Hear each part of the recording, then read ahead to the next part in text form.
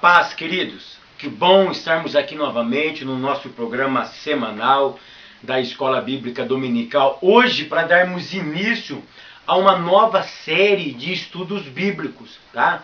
A partir de hoje, nós falaremos sobre a carta do apóstolo Paulo à igreja que estava na cidade de Filipos, conhecido na Bíblia como a carta aos Filipenses.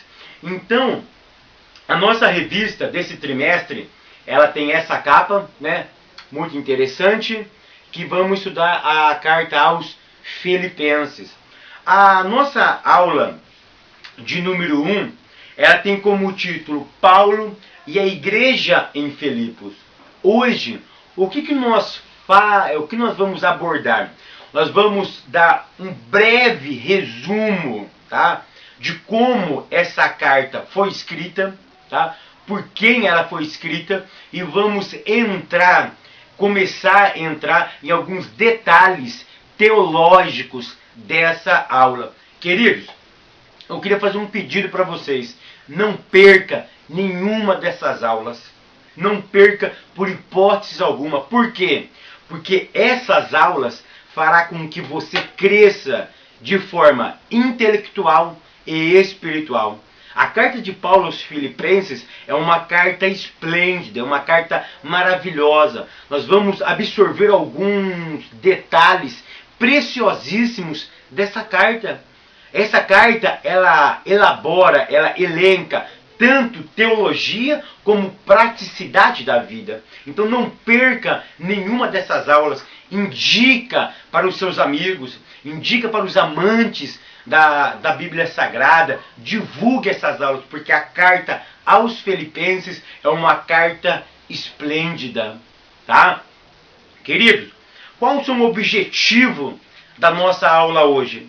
O objetivo da nossa aula hoje é falar um pouquinho sobre o autor, falar um pouquinho sobre a cidade de Filipos e dar uma introdução como Paulo aborda, como ele começa a abordagem da sua carta, tá? Vamos deixar bem claro aqui, quem escreveu a carta aos Filipenses foi o apóstolo Paulo. Vamos deixar isso bem claro. O apóstolo Paulo escreveu a carta aos Filipenses. Quando é que Paulo escreveu essa carta aos Filipenses? Vamos deixar bem claro. Paulo escreve essa carta, alguns vão dizer que é do ano 60 ao ano 63. Muito provável que foi no ano 61 depois de Cristo. Então no ano 61 depois de Cristo, quase entrando no ano 62, Paulo escreve esta carta. Aonde Paulo estava, queridos? Paulo estava na prisão. Em que cidade? Roma. Vamos deixar bem claro aqui. Paulo esteve preso 2 vezes em Roma. Na primeira vez que ele estava em Roma, ele escreve 4 epístolas, 4 cartas. Ele escreve uma carta para Filipenses, ele escreve uma carta para os Colossenses, ele escreve uma carta para a igreja de Éfeso e ele escreve uma carta endereçada para um homem, para um escravo, chamado Filemão. Tá? Nessa prisão que Paulo tinha, lá em Roma, era uma prisão domiciliar. Nessa primeira prisão, Paulo tinha algumas regalias, tá? Que diferencia da segunda prisão.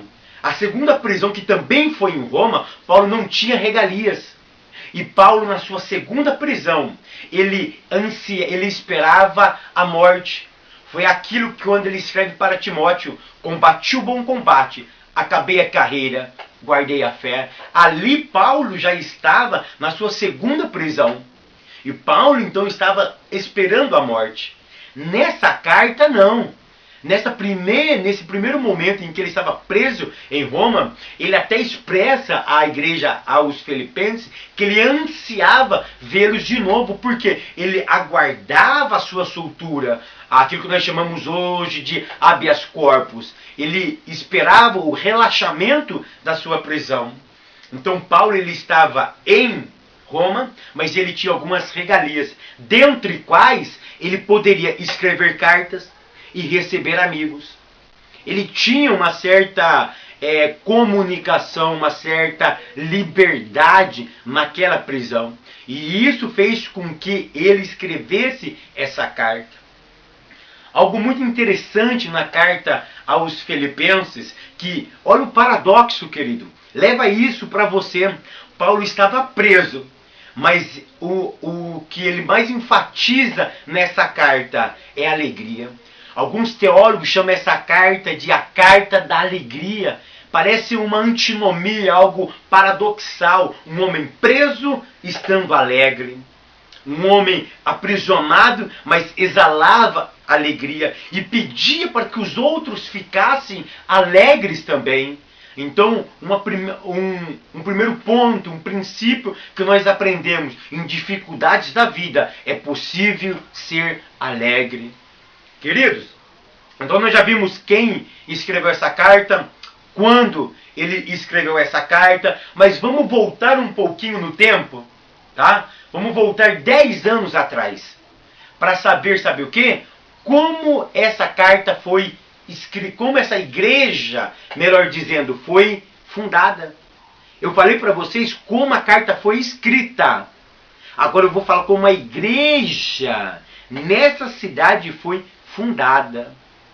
Paulo, isso você vai encontrar em Atos capítulo 16. Em Atos capítulo 16, do verso 6 ao verso 40, você encontra a fundação dessa igreja. Tá? A fundação. Paulo, quando ele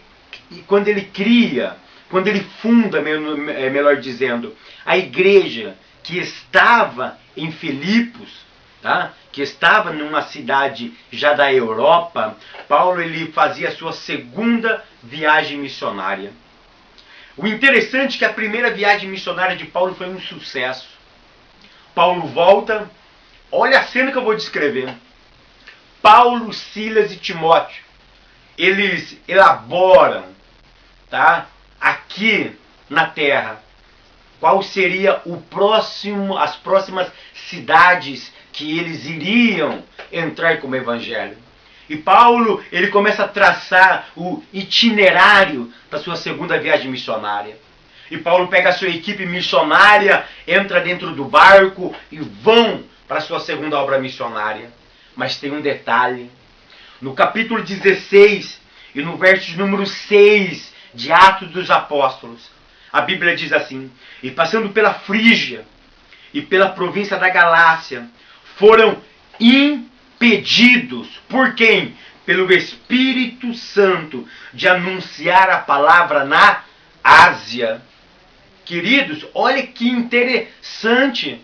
Paulo fez um traçado, Paulo fez um organograma, Paulo fez um itinerário de como iria fazer a sua segunda viagem missionária. Mas quando ele, passando por Frígia, a Bíblia diz que o Espírito Santo os impediu de anunciar a palavra na Ásia. Isso é interessantíssimo. Paulo foi impedido de pregar a palavra na Ásia. E quando Paulo chega em Troade, Paulo tem uma visão. E nessa visão, ele vê um homem desesperado, olhando para Raul Rachali, para o apóstolo Paulo, e disse para Paulo: Raul Rachali, passe a Macedônia e nos ajude. Aquilo ali foi um baque para Paulo, porque Paulo era descendente da tribo de Benjamim, era um judeu. Agora o evangelho aparece um homem numa visão, pedindo para que ele fosse para a Macedônia. Querido, preste atenção no que eu vou dizer, tá? A figura deste homem impressionou Paulo, porque esse homem tinha um estilo europeu. Alguns princípios a gente tem que aprender aqui. Primeiro, Deus é que barra a propagação do evangelho neste momento para o Oriente. Vou repetir, foi o próprio Deus que impede de forma soberana a propagação do evangelho no Oriente. Segunda coisa que nós aprendemos: as rotas missionárias, elas não deveriam ser criadas na terra. As rotas missionárias, os planos missionários que as nossas igrejas arquitetam, deveria ser arquitetado no céu e executado na terra. Olha que interessante esse princípio, querido. Aonde foi arquitetado o plano de Paulo? Na terra. Paulo arquitetou o itinerário, mas Deus quebrou esse itinerário. Deus rasgou o itinerário. E Deus disse para Paulo: Paulo, você vai seguir a minha rota. A rota foi traçada no céu e você vai executar aí na terra. E para onde você vai, Paulo? Você vai para a Macedônia. Você vai passar a Macedônia. Você vai para a Europa. Segunda coisa que nós aprendemos: o itinerário de Deus é muito melhor do que o itinerário do homem. Foi iniciativa de Deus que o Evangelho entrasse na Europa. Irmão, isso é soberania. Isso é soberania. Eu estou dando essa introdução como a igreja foi instituída, foi fundada pelo apóstolo Paulo, para que vocês possam aprender que instituir igreja, fundar igreja, não é uma obra do homem, é uma obra de Deus. Ah, vamos criar uma igreja no bairro tal. Não, mas Deus aprova isso. Esse bairro está no itinerário de Deus? Se não estiver no itinerário de Deus, Deus não aprova, a obra não cresce, a obra fica defeituosa. Mas Paulo abraça essa obra e Paulo vai para a Macedônia. É a primeira vez que o Evangelho chega em terras europeias. É a primeira vez que o Evangelho sai do Oriente e ele vai para o Ocidente. Por que, Fábio, houve essa mudança de rota? Eu não sei, querido. Mas isso é soberania. Uma coisa que eu gosto muito de dizer quando eu falo de soberania. O que é soberania? É o ato de alguém governar sem ser questionado. É aquele diálogo que teve entre Paulo, quando Paulo diz aquele diálogo de forma alegórica entre o barro e o olheiro. O olheiro faz aquilo que ele quer do barro. Isso é soberania. O barro, ele fica sujeito à ação do olheiro. Assim é o ato de Deus. Deus quis ir para a Europa. Deus quis ir para a Europa. E na hora que Paulo chega na cidade de Filipos, Paulo, ele vai, como sempre, a estratégia de Paulo, ele sempre ia para uma sinagoga, para uma querrilá. Mas chegando numa querrilá, ele não teve sucesso. O que ele faz? Ele vai à beira da praia. E ele encontra um grupo de orações, um grupo de pessoas. E ele encontra uma mulher. Essa mulher já era religiosa. Lídia, tá? A primeira pessoa a se converter em Filipe foi uma mulher por nome de Lídia. Uma empresária, uma mulher rica, da cidade de Tiatira, uma pessoa que morava na Ásia, mas que estava lá a negócios, que comerciava um dos produtos mais caros da época, que era a púrpura. Mas aquela mulher, a Bíblia diz que Deus abriu os olhos e o coração de Lídia. Querido, olha que interessante, quem é que levou o Evangelho até a Europa? Deus. Foi Deus que abriu a porta. E quem é que salva as pessoas? É Deus. O texto diz bem claro, a partir do verso 11 de Atos dos Apóstolos, do capítulo 16, Deus abriu o coração e os olhos de Lídia. Então o Evangelho chega em Filipos por vontade de Deus. Outra coisa que nós aprendemos, Deus é um ser estrategista. Ele escolheu a melhor cidade daquela região. Porque a única cidade fora, na Europa, que era chamada de colônia no Novo Testamento, existiam outras colônias, mas que era chamada de colônia no Novo Testamento, é a cidade de Filipos. Por que colônia? Lucas era muito detalhista. Em Atos dos Apóstolos, Lucas tem o capricho de relatar, ele tem um capricho de relatar que Filipos era uma cidade colônia, era uma colônia romana. Por quê? Por que ele usa esse detalhe? Queridos, a cidade de Filipo, ela foi conquistada no ano 360. Ela foi fundada e conquistada no ano 360 antes de Cristo, tá? Por Filipe da Macedônia. Quando o mundo ele estava sendo helenizado. O que é helenização? É a implantação da cultura, da língua e dos costumes gregos. Então, quando a Grécia estava dominando o mundo, eles conquistaram Filipos. Em gratidão, em homenagem a Filipe II, tá? Pai do grande Alexandre, o Grande, o Magno, se coloca naquela cidade esse nome, o nome de Filipos, para agradecer a conquista do seu pai. Mas 200 anos mais tarde, por volta do ano 150, 160 antes de Cristo, quem é que conquista o mundo? Roma. Tá? Roma conquista o mundo. E na cidade de Filipos, ela passa a ser uma cidade estratégica. Por que uma cidade estratégica? Por algumas razões. Filipos era uma cidade que era a rota principal ela ligava o Oriente do Ocidente. Ela ficava no meio, ela fazia essa ligação. Então todas as rotas comerciais passavam pela cidade de Filipos. Filipos então era uma cidade estratégica no ramo comercial. Outra coisa, ela era uma cidade muito estratégica na parte militar. Porque quem conquistasse Filipe dominaria o que? A rota comercial. Então implantaria ali o que? Uma zona militar. E foi isso que os romanos fizeram. Os romanos implantaram em Filipe uma zona militar. E por que ela vira então colônia? Porque colônia, segundo Hernandes Dias Lopes, era uma mini Itália. Era uma mini Roma. Todo o poder político, militar, que ficava em Roma, agora foi transferido para Filipos. Ou seja, Roma mantinha a sede, mas eles tinham algumas colônias. E Filipos era uma dessas colônias.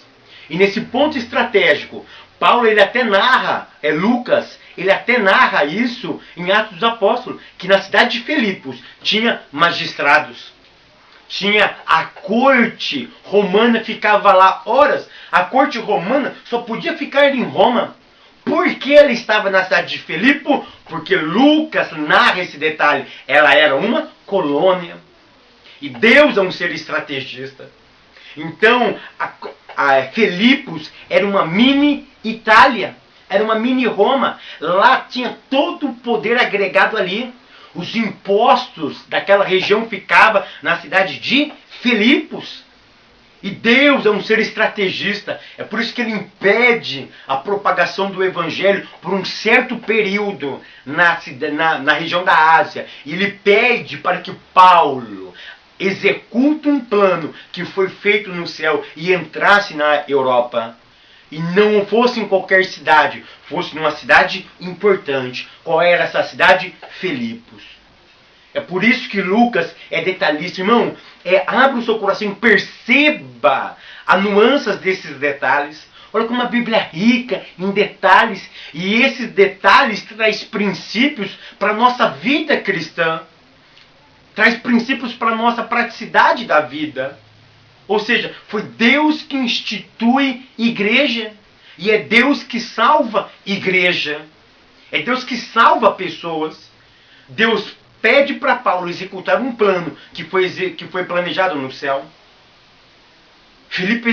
Paulo executa esse plano. Ele chega nessa cidade extremamente estratégica naquela época, para que o evangelho do Novo Testamento fosse propagado. E Paulo instala, na hora que Paulo chega ali, Paulo estava simplesmente executando o plano de Deus. Quem estava fazendo a obra era o próprio Deus. E Paulo, então, a primeira pessoa a se converter na cidade de Filipe, quem que era? Lídia. Outra coisa que nós aprendemos, igreja começa com família. Lembra do trimestre passado? Nós estudamos até uma aula sobre a igreja e a família. Observa que Lucas narra esse detalhe. Lídia abraçou o evangelho. E o Senhor lhe abriu o coração para a palavra de Paulo. E depois que foi batizada, ela e a sua casa. Querido, família, igreja começa com família. A igreja de Filipe começa com uma família. Quem? Lídia e a sua família. Lídia e a sua família. Outra coisa, querido, que eu quero mostrar para vocês antes de nós esmiuçar Filipenses. Nós teremos 13 aulas e você não perca nenhuma aula, que você vai ficar surpreso com as interpretações que nós vamos dar aqui sobre a carta aos Filipenses. Mas me aguenta mais um pouquinho aí. Outro detalhe muito importante. Todo plano que Deus nos dá não é sinal que será fácil. Todos os planos que Deus nos dá não é sinal que a vida será fácil. O que aconteceu com Paulo lá na igreja de Filipos? Na cidade de Filipe? Paulo ele apanha. Paulo é aprisionado. Paulo ele é amarrado com os braços e os pés em um tronco. Querido, é por isso que Paulo, ele diz no versículo de número 3 da carta aos Filipenses, Filipenses 1 e verso 3, Paulo diz: dou graças ao meu Deus por todas as vezes que me lembro de vós. E aí Paulo vai relembrar os momentos difíceis que ele passou na cidade de Filipe. Vocês se lembram que quando Paulo e Silas estavam cantando, em que cidade era? Na cidade de Filipos. Onde Paulo fazia suas fezes? No mesmo local.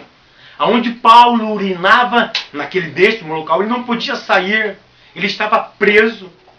E aí você se questiona, por que, se Deus arquitetou esse plano, por que a vida ficou difícil para o apóstolo Paulo? Queridos, isso é sinal de que nem tudo que Deus planeja para nós é sinal que a vida será fácil. Mas uma coisa isso a Bíblia nos garante, terá sempre um final feliz. Pode ser difícil, mas terá vitória. Será doloroso, mas você verá o fruto do seu trabalho. Foi isso que Paulo fez. Paulo sofre. Paulo é penalizado. Paulo e Silas apanha. Paulo e Silas ficam encarcerados. Mas ele viu o fruto de vidas sendo transformadas. À meia-noite eles estavam cantando. E o que acontece? Houve um terremoto. Quem é que fez esse terremoto? Adonai. Porque foi ele que tinha pedido para Paulo não ir para a Ásia, mas ir para Macedônia. Quando Deus pede para fazer alguma coisa, querido, ele se encarrega por fazer. Isso não é sinal que as coisas serão fáceis, mas terá sinal da aprovação de Deus. À meia-noite, ouve-se um louvor. Enquanto ele se louva, houve um terremoto. O carcereiro tenta fugir, porque todos os presos, todas as celas tinham ficado abertas. E ele pensou que todo mundo tinha fugido. E isso levaria ele à morte. Mas Paulo disse, ficai muito quieto. Porque aquilo que Deus faz é ordeiro e de forma organizada. Estamos todos nós aqui. E Paulo anuncia o evangelho para ele. E ele pergunta para Paulo, o que eu faço para ser salvo? E Paulo diz para ele, acredita em Deus que você será salvo.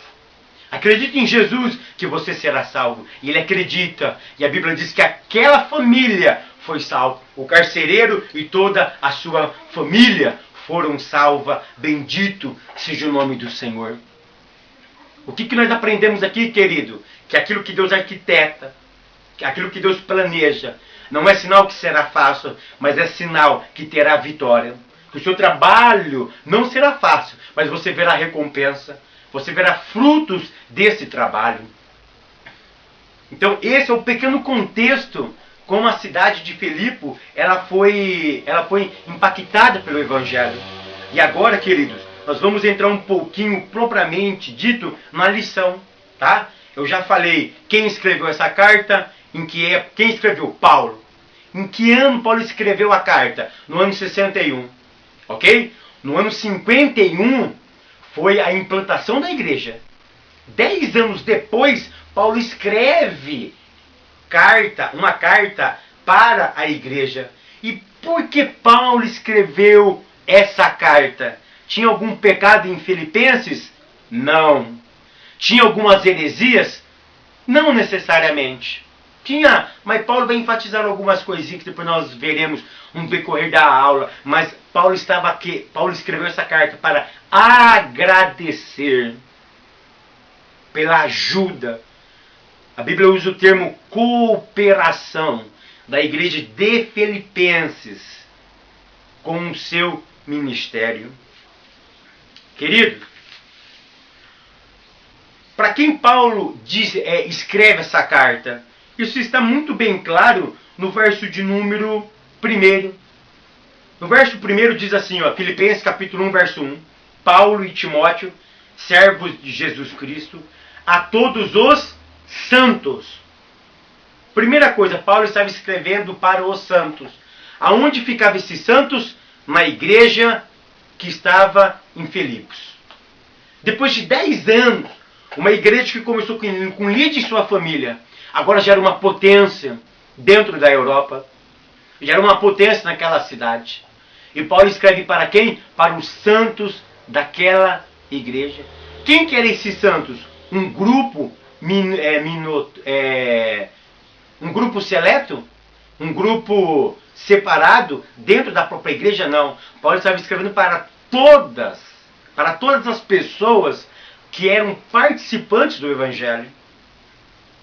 Paulo estava dizendo, olha, eu estou escrevendo para os santos. Tá? Isso não caracteriza um grupo seleto dentro da própria igreja. Mas Paulo estava dizendo, olha, este grupo que foi separado do mundo para um serviço especial para Deus. Porque santo, no original grego, significa separado.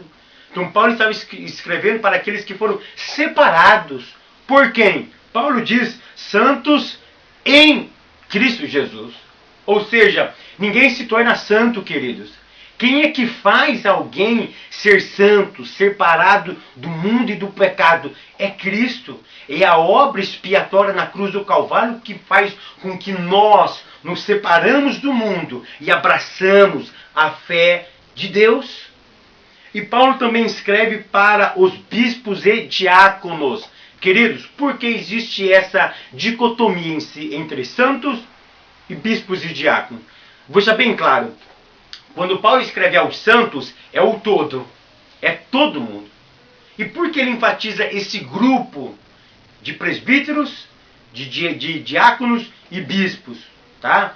Porque Paulo estava querendo dizer o seguinte, olha, eu quero agradecer a liderança que impulsionava a todos os outros membros a cooperarem comigo.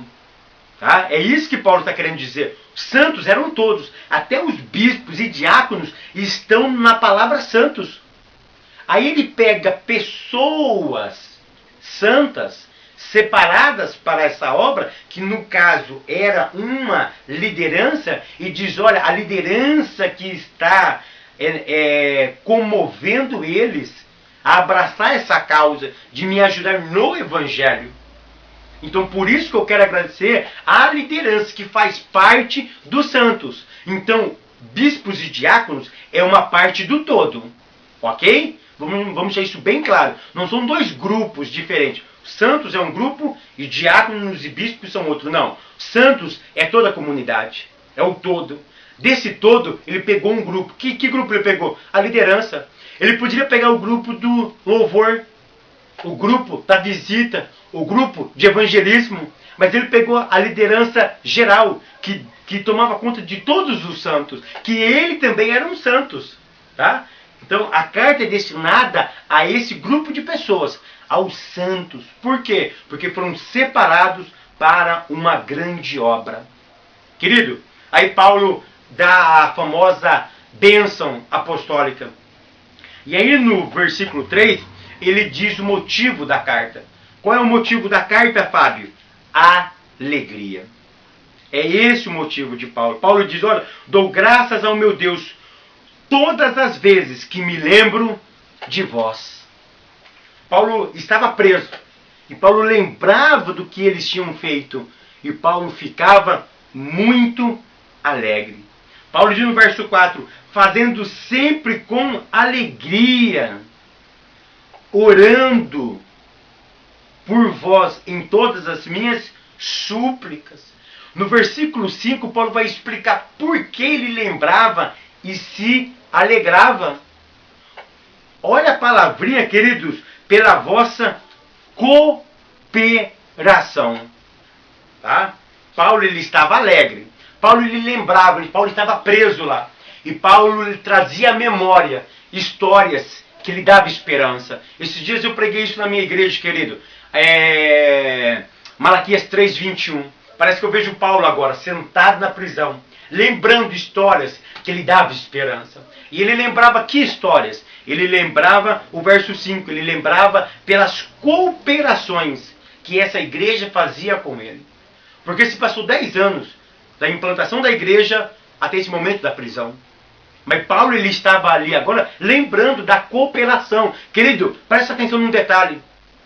A palavra cooperação no original grego aqui é koinonia.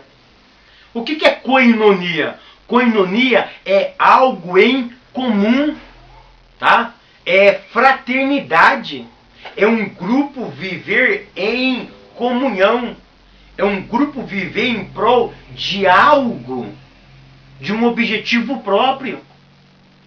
E eles cooperavam no quê? Eles cooperavam no Evangelho, desde o primeiro dia até agora. Queridos, alguns princípios eu quero destacar aqui. Primeiro princípio que eu quero destacar aqui: nós devemos cooperar na obra de Deus. De que forma? Em dinheiro, em oração, em trabalho, em chamada. Nós devemos se envolver com a obra de Deus. Mas eu quero fazer uma ressalva aqui. Paulo deixa isso muito bem claro. Eles cooperavam no Evangelho. Que no original Evangelho aqui é boas notícias. Querido, vou deixar um alerta aqui. Não invista em obras que não pregam o verdadeiro Evangelho. Não invista em homens que não pregam o verdadeiro Evangelho. Paulo ele está salientando aqui. Eu estou agradecendo a vocês porque vocês cooperaram, vocês tiveram koinonia no meu Evangelho, na minha boa notícia. Ou seja, Paulo ele estava estabelecendo um princípio. Precisa ter cooperação para quem anuncia o verdadeiro Evangelho. E não podemos cooperar com evangelhos estranhos. Não podemos financiar evangelhos mesquinhos. Não podemos financiar evangelho que olha só para o homem, que tem o homem como centro. Um evangelho em que exalta o homem. Um evangelho onde exalta a supremacia humana e inferioriza a supremacia de Cristo. Nós temos que anunciar um evangelho, nós temos que financiar, cooperar com um evangelho que produz frutos. Era isso que Paulo está deixando bem claro aqui. O evangelho tem que ser financiado, tem que ser cooperado. De que forma? Financeiramente, com oração, com jejum, com disposição de entrega mútua entre a cristandade. Mas tem que ser um evangelho puro, um evangelho verdadeiro. Não financie evangelhos estranhos. Leve isso para a tua classe, querido. Leve esse detalhe aí. Se você nunca percebeu, perceba isso. Tá? Paulo está falando que deve ter uma cooperação de um evangelho verdadeiro. Não financie qualquer evangelho. Financie o verdadeiro. E outra coisa, não tenha medo de investir no verdadeiro evangelho. Era isso que Paulo está querendo dizer. Desde o primeiro dia vocês investiram. Foram 10 anos de investimento. Foram 10 anos financiando Paulo. Em alguns momentos específicos, eles financiavam Paulo. Eles ajudavam Paulo. E todo mundo que coopera no Evangelho, a Bíblia diz que tem promessa de Deus. Há uma recompensa para a tua vida. Querido, Paulo agora, do verso 3 ao verso 8, ele vai fazer oração. Olha que bonito no verso número 6. Tendo por certo isso mesmo, que aquele que em vós começou a boa obra, a aperfeiçoará. Que boa obra é essa? Quero dar um conselho para vocês aí, pregadores, que gostam de fazer algumas interpretações da Bíblia. Essa boa obra aqui não se refere a promessas depois de crente. Paulo está aqui trabalhando o quê? No processo salvífico. Essa boa obra aqui, o que é? É a cooperação deles no Evangelho. Essa boa obra aqui é a salvação deles. Paulo está dizendo, aquele que em vós começou a salvação, o processo salvífico. Eu entendo claramente que o ato de salvar é único. Deus salva uma única vez o ser humano. Mas o processo da santificação, ele é para toda a vida. Até a volta de Cristo. Até Cristo aparecer. Então Paulo está enfocando aqui, olha, Cristo salvou vocês. Essa obra começou em vocês. Ela não terá fim. Deus vai sempre fazer com que vocês melhorem até a volta de Cristo. Então essa boa obra é a obra da salvação. Que ela acontece uma única vez, mas ela perpassa por um item chamado santificação. Que santificação ele tem 2 estágios. Único, quando Deus torna alguém santo, separado. E depois nós temos o processo da santificação, onde todo dia eu tenho que renunciar o pecado, porque o pecado sempre está à porta. Verso número 7. Como tenho por justo sentir isto de vós todos. Paulo não exclui nenhum. Paulo sente justiça. Olha, seria ingratidão da minha parte não lembrar de vocês, porque vos retenho em meu coração, pois todos vós fostes participantes da minha graça. Paulo sentia prazer. Paulo reconhecia que o êxito do ministério dele não era individual. Obreiros que me escutam, eu sei que tem uma grande quantidade de obreiros, aprendam isso com o apóstolo Paulo. Se você já pratica isso, continue praticando. Mas se você não pratica, comece a praticar isso. O êxito do seu ministério não é exclusivo seu. Primeiro, ele pertence a Deus. Segundo, ele pertence à coletividade. Se você tem êxito no seu ministério, é porque tem alguém que ora por você. Tem alguém que financia o teu ministério. Tem alguém que jejua por você. Há uma coluna, há pessoas por detrás disso. E valorize isso. O êxito do seu ministério não é individual, mas é coletivo. E Paulo continua. Pois todos vós fostes participantes da minha graça, tanto nas minhas prisões, como na minha defesa e na minha confirmação do Evangelho. Paulo deixa bem claro aqui, querido, que enquanto Paulo estava preso, quem é que foi visitar Paulo? Um homem lá de Filipos, por nome de Epafrodito. Epafrodito sai de Filipos e vai visitar Paulo. E Epafrodito que leva a carta à igreja de Filipenses. Por quê? Porque a igreja cooperava com Paulo. A igreja reconhecia o trabalho de Paulo. E nas prisões, nos momentos difíceis, a igreja não desamparou Paulo. Querido, não abandone aqueles que já te ajudaram. Não esqueçam daqueles que te ampararam. Não esqueça daqueles que abençoaram a tua vida. Sempre dê um alô, sempre mande uma mensagem, sempre tenta entrar em contato. Nunca esqueça daqueles que foram importantes na tua caminhada, no teu progresso do Evangelho. E Paulo diz que na minha defesa e na minha confirmação. Paulo, defesa e confirmação aqui, querido, traduzindo do original, poderia ser teologia e prática. Alguns autores vão falar da proposta, da briga que ele teve de forma jurídica na cidade de Filipe para soltar eles. Outros vão dizer que isso é que Paulo se especializou em teologia. Então Paulo defendia teses. Paulo, ele era um teólogo. E a confirmação era a praticidade da sua teoria. Paulo, o que Paulo está querendo dizer aqui é o seguinte: olha, vocês financiaram os meus estudos. Vocês me financiaram para que eu crescesse em conhecimento e em graça.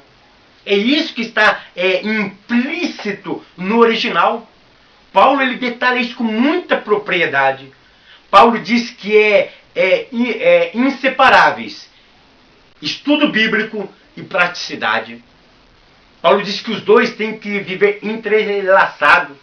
Estudos bíblicos e praticidade. Aquilo que eu ouço, eu pratico. Aquilo que a tese me embasa, eu pratico. Eu faço a praticidade do cristianismo. Então não adianta nada você estudar, ser um grande teórico, mas não praticar a teoria. Não praticar aquilo que é acadêmico. Você absorve o acadêmico, mas você pratica o academicismo, que isso vai beneficiar a tua vida, a tua comunidade e para a glória de Deus. Aí Paulo vai dizer no verso 8, porque Deus me é testemunha da saudade. Paulo sempre enfatiza isso, querido. Olha a saudade que o Paulo tinha daquela igreja, por todo vós, em entranháveis afeição de Cristo. No verso 9, Paulo vai dizer algo impressionante, querido. Presta atenção no que eu vou dizer. Paulo diz, e peço isso. Paulo faz um pedido, uma oração a Deus. Que o vosso amor aumente mais e mais em ciência e em todo o conhecimento. Querido, eu quero que você preste atenção no que eu vou dizer. Não existe amor sem conhecimento bíblico. Vou repetir, não existe amor sem conhecimento bíblico. Não adianta ir para a classe, não adianta pregar o amor ágape. O amor ágape, aquele amor sacrificial. Mas por que Cristo foi sacrificial? Porque ele conhecia a palavra de Deus. Tanto Paulo como Pedro, como o apóstolo João, na sua primeira e segunda epístola, ele vai trabalhar essa ideia que o amor tem que estar ligado com a palavra de Deus. Querido, preste atenção no que eu vou dizer. Jesus disse isso. Se você não guardar a palavra de Deus, você não ama a Deus. Querido, o que eu quero dizer com isso? Pessoas que não estudam a Bíblia. Pessoas que não frequentam a escola bíblica dominical. Pessoas que não gostam de estudos bíblicos, que não estudam a Bíblia em casa. Essa pessoa, verdadeiramente, o amor dele está defeituoso.